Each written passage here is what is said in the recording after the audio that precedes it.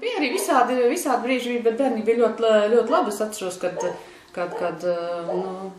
nebija grūti mums bērniem. Bija jāstrādā, jā, bija palīdzējām mammai, gājām uz fermu palīdzēt visu, bet tādā ziņā tā kā teikt, ka bērni būtu grūti vai smagi tais laikos, nebija. Kā jūs spēlējāties? Kā mēs spēlējāmies? Mēs ļoti vienkārši spēlējāmies. Mēs spēlējāmies ar zīlēm, ar kastaņiem, jo pie vilku mājas, varbūt es ievērojot, bija ļoti liels kastanis viņai pie mājas vilkos. Un tas kastanis būs bērnības kastanis, kurā mēs izstaigājuši, izkāpelējuši, bija meitenes visu pa tiem kokiem, vairāk kā puikas pa tiem kastaņiem mēs dzīvojām. Bet spēlējāmies ar kastaņiem, ar ozolu zīlēm, taisījām cilvēciņus, taisījām gotiņas. Teica mums taisīja no koka tādiem plucīšiem gotiņas, atceros tāds garš plucītis bija, un tad izgriezt tāds tā kā radziņi tie būtu mums bijuši. Un tad mēs tādu saimniecisku dzīvi vedām, tad mums bija kūts, tad mums bija tādas, arī lasījām tā kā kartupeļus un kalposts un viss tādas kaudzēs bērām un spēlējāmies. Jā, mēs bijām diezgan daudz bērnu, bet tai mājā, bet mēs tā draudzīgi bijām. Vēlreiz to māju nosaukumu, kur jūs bērnībā? Vilki. Vilki, tieši pašos vilki. Vilki.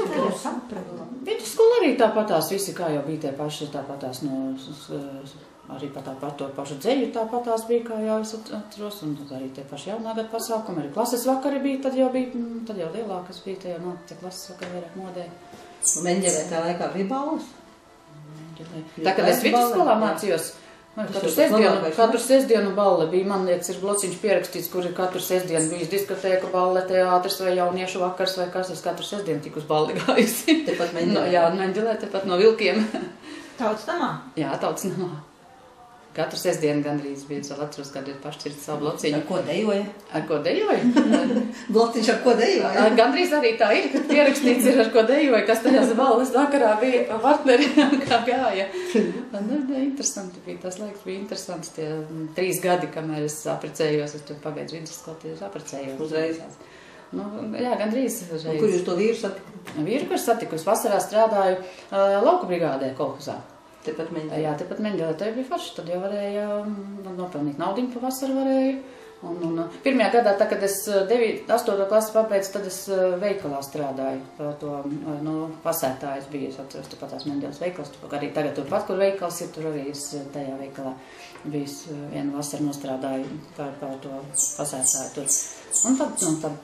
Atcerieties, kolhozas laikos Jāņus ģimenē vismaz svinēja? Jāņus esam svinējuši visus gadus, kamēr mēs vismaz ar Aivaru esam kopā.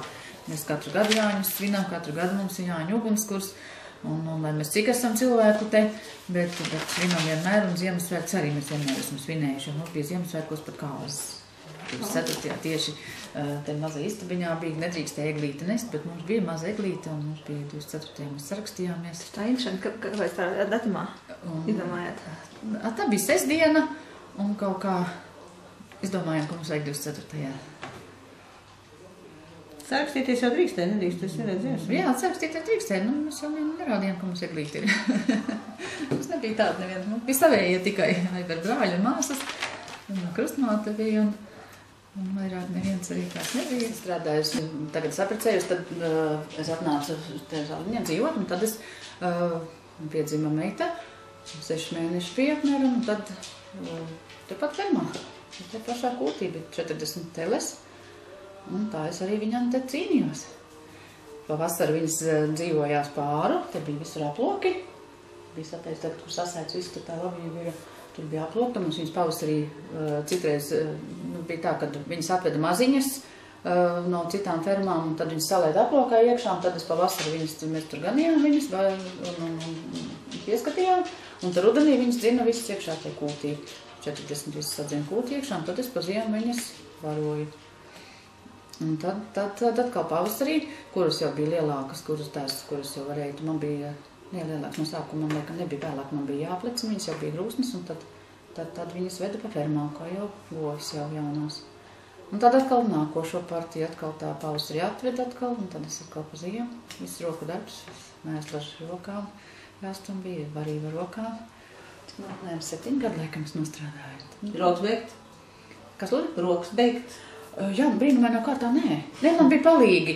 Es neteikšu, ko man bija jāstrādā grūti, bet man vīrs palīdzēja no rīta. Viņš parasti bija, viņš traktorists bija kolhozā, viņš kā brauc, viņš agrāk uzcēlās, un tā viņš mēslus palīdzēja izstumt. Un tad es gāju baroju, un tad savus darbus tāds darījām. Un tad dzīvoja man Aivaram māsas dēls, tāds Zintis.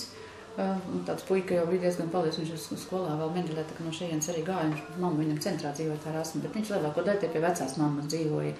Un tas man bija liels palīgs, bet viņš atnāca kādreiz no skolas vakaros mājā, un viņš arī nāca man palīdzēt.